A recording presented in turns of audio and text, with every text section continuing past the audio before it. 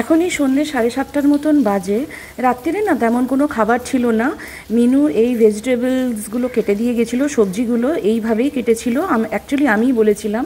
তো ভাবলাম এই ভেজিটেবল স্টুটা করি। একটার মতন পেঁয়াজ কেটে দিয়ে গেছে, একটা টমেটো আর 4টে কোয়ার মতন রসুন, এই দুটোকে আমি ভালো মতন পেস্ট করে নেবো। প্রেশার কুকারটা আমি বসিয়ে দিয়েছি, গ্যাসটাও জ্বালিয়ে দিয়েছি, আর সাদা তেল দিচ্ছি। আজকে রাত্রিরে কোনো রান্না নেই, আর আমরা প্রায় এই রান্নাটা মানে আমি করি সপ্তাহে 2 দিন তো মিনিমাম। দেখুন পেঁয়াজ রসুন আর টমেটোটা ভালো মতন পেস্ট হয়ে গেছে, প্রেশার কুকারে আমি দিয়ে দিচ্ছি। এই রান্নাটা এত ভালো লাগে খেতে, মানে আমাদের তো ভীষণ ভালো লাগে, আমরা প্রায় খাই। আর আর প্রচণ্ড ফিলিংও। মশলাটা যেই কষে যাবে একটু লঙ্কা গুঁড়ো দিয়ে দিলাম, লঙ্কা গুঁড়োটাকে দিয়েও না ভালো করে কষিয়ে নিচ্ছি। তারপরে সবজিগুলোকে দিয়ে দিচ্ছি,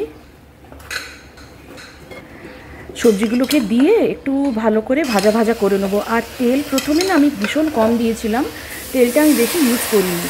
দিয়ে জল দিয়ে দিচ্ছি, এই 1/2 লিটারের মতন জল দিলাম, স্বাদ মতো নুন দিয়ে দিলাম। একটু নাড়িয়ে চাড়িয়ে না প্রেশারটাকে আমি বন্ধ করে দেবো।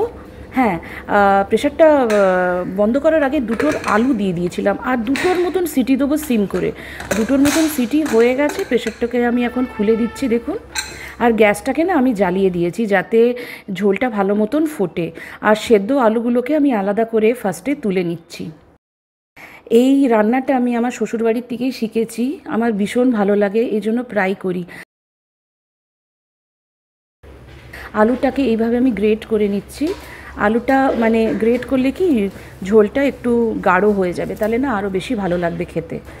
এমনি আলুটা সবজিতে না আমাদের ভালো লাগে না, এই জন্য আলুর পরিমাণটা কমই দিই প্রত্যেকটা নিরামিষ সবজিতেই।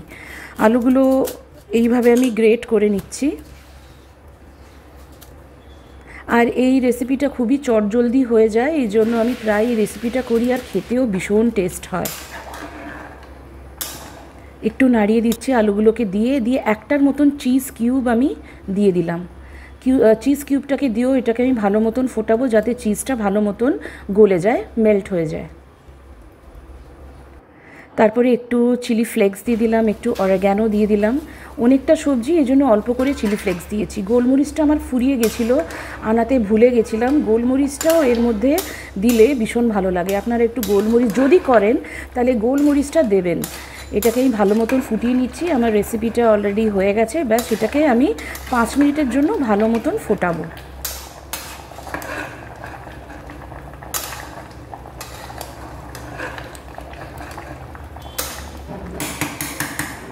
ব্যাস এবার গরম গরম সার্ভ করব। সবজি আমার রেডি। কেমন লাগলো রেসিপিটা প্লিজ কমেন্ট করে জানাবেন, লাইক করে দেবেন যদি ভালো লাগে। আর চ্যানেলটাকে যদি ফেসবুক থেকে দেখছেন পেজটাকে প্লিজ ফলো করে দেবেন, আর ইউটিউব থেকে যদি দেখছেন তাহলে প্লিজ পেজটাকে সাবস্ক্রাইব করে দেবেন। আর হয়ে গেছে, ব্যাস বাটিতে আমি সার্ভ করে দিয়েছি। গরম গরম নামাবার আগে না একটা বাটার একটুখানি বাটার দিয়ে দেবেন, অসাধারণ লাগে খেতে।